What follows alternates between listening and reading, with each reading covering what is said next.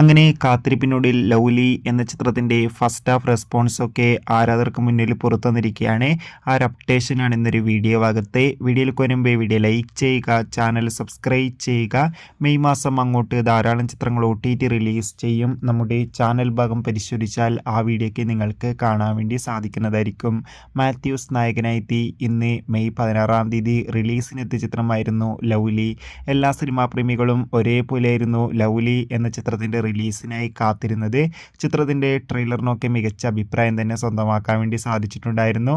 Lovely എന്ന ചിത്രം വിവിധ തിയേറ്ററുകളിലും 3Dയിലായിരുന്നു റിലീസ് ചെയ്തിട്ടുണ്ടായിരുന്നത്. അതുകൊണ്ട് തന്നെ ഒരുപാട് പ്രതീക്ഷകളായിരുന്നു ഉണ്ടായിരുന്നത്.